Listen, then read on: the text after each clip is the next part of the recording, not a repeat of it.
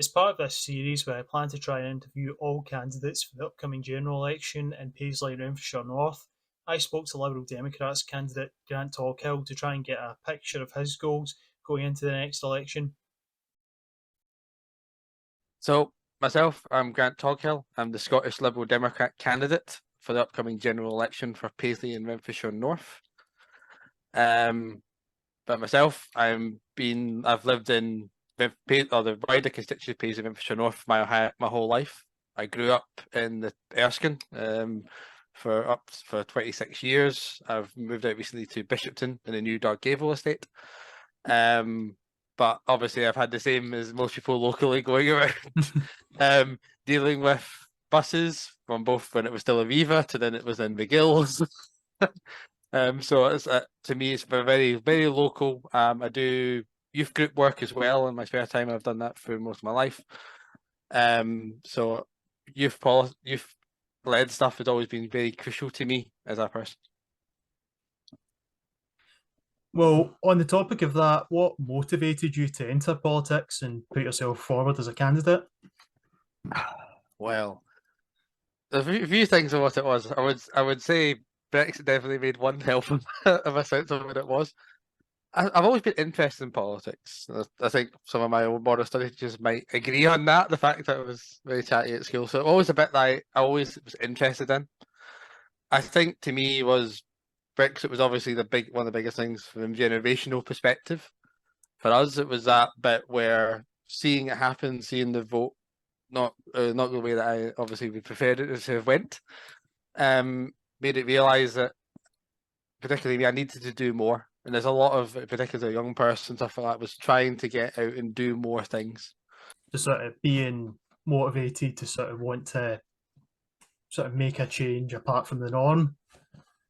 Yeah, it's making the politics to say is most of the stuff is, I think with even all parties, regardless of the party you're in, aren't vastly too different in most issues. There are bits where they do vastly different, and that's what it is. But most people, again, it is listening to local people and getting that local voice. And I think that's where, for me, it was that bit of like, I'm too used to bits where I'm used to it. I'm used to being a normal person before, and there's that complaint of, oh, I never see my MP, I never see my MSP, I never see my local councillors seem to be doing anything. And it's like, but if I complain about it, is actually get up there and do it.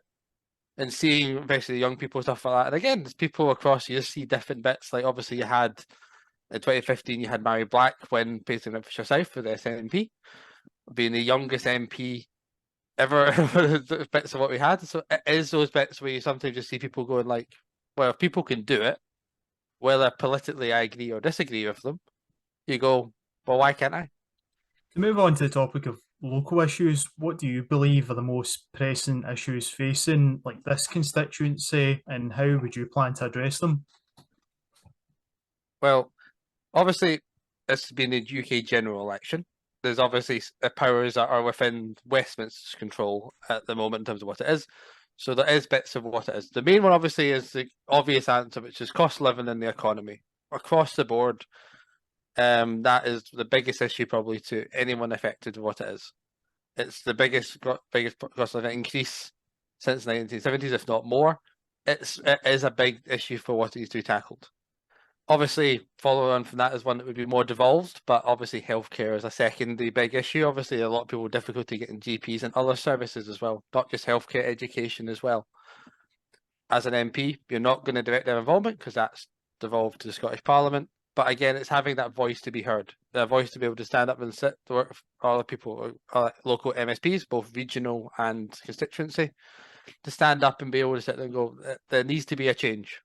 It's a turning point election for us, and that's where we want to try and make a different voice to be heard. To move on to the topic of community engagement, how do you plan to make yourself more accessible to the community, and what steps would you do to ensure open lines of communication with your constituents? So I think obviously for me, I think from a lived in perspective overall, from as a party, I think we've probably got one of the most hard-working bunch of MPs, MSPs, and councillor groups that probably in any party I would try and go maybe a bit on the side because I'm a Lib Dem, but I always think that you have people like you have like Wendy Chamberlain, North East Fife, regular constituency surveys, stuff like that. Christine Jardine, Edinburgh West, doing very similar stuff. So that's what I would probably try and do, very similar basis of making sure we try and get out regularly, like having people going. I would make sure, obviously, both as having a reasonably constituency office, so people can come in and try to be as regular as you can going through it. But that is also going out and just knocking doors, chatting to people, finding out what their issues are on the doorstep. It sort of relates to what you said previously, where a lot of people might think, "Who's my MP?" So the best thing to do is to sort of get out there and Yeah, sort of meet with people, and then they'll know who their MP yeah, is. yeah. It's been able to see because it's not. It's always is difficult. Constituencies are large. It's not easy for one person or even a group of people to go around and do see everyone's face. So I can't guarantee that you're going to be able to see every door, have everyone's face, because obviously, again, people might not be in. People have jobs. They have the rest of their life. They don't necessarily need to answer the door for you. But trying to do as much as you can and be able to sit there and see people. And if people are also asking if people want as well, like because I know obviously you have constituency surgeries, but open it up to people as well of like if people want to have you come to their street and be able to ask them a question at the door, why not? It's open up to people to have the opportunity to see them. One thing I always hear from like many politicians that I've met is the importance of youth engagement. On the topic of that, will engaging with younger voters be a significant part of your campaign? I'd hope so. I think for most bits, I think to me, it's as I think I'm the youngest candidate in the constituency. But it's not that obviously always there's a handful of numbers of being youth of what it is. But even for me and my colleague Jack Clark in Paisley and Renfrewshire South again, and then I think even my colleague Ross Docker has just declared for Inverclyde and Renfrewshire West. I think we're all the three youngest candidates across all of our constituencies that cover Renfrewshire as a whole. Um, but I think it's always a case of it is crucial. I think particularly now. As for me, you see, maybe I'm getting a bit close to being where I can still be called young. It's a question, but it to me, it's as a person as I went through my entire bit of doing my youth group work and stuff like that. Young people are the bits where in politics we keep missing, and it's the vitally that they get important because it's all deciding what they want to do. Climate change isn't going to be an issue for the next generations to go through, and it's not going to be a case that somebody in their 60s, 70s is going to be help trying to do it. We need people that are going to be living through it and being wanting to try and make that difference. That does mean though we need to be better from all parties and other bits as well, is to be able to sit there and go and get them involved. What are some ways that sort of younger people who are interested in politics can sort of get involved, especially in their sort of local community? Anyways, I admitted I was actually sitting chatting with my colleague Jack Clark actually earlier on today about a similar thing. And again, there's lots of different ways of doing it. And again, that can be from finding an issue that matters to you and going through and being able to join a campaign group. I know there's a lot around like bus network stuff like that across Strathclyde and the wider region. You've got bits obviously of just being in your community groups. Like some people go litter picking, obviously. Like how about the clean up stuff that Renfrewshire Council do? I know a lot of people do that, and it's a lot of stuff going through. Seeing young people do it, I've had out of my youth group go around just seeing people go and have fun and do stuff. To finish off the interview, do you believe the upcoming general election will be one of the most important in recent history? And if so, why? Well, not be through any general elections is for my age, but I would say yes. I would say obvious. I think you can tell the wind in the sails anytime, whether it be from polling or different bits. It's very much a change election.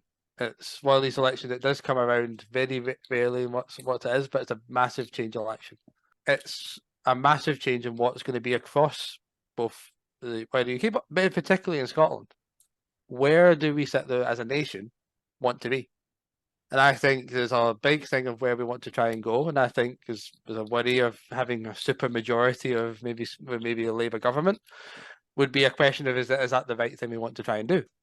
It's being able to sit there and go, this is an opportunity now to make a difference across all four nations across the United Kingdom, but particularly in Scotland, to sit there and go, can we start to is this now after having two governments, particularly across Scotland, that have been in power for quite some time in terms of overall what the time periods are, over a decade for each of them. it's now maybe time for something different, something fresh, and something that we can sit there and go a new path for our country. Well, it's been good.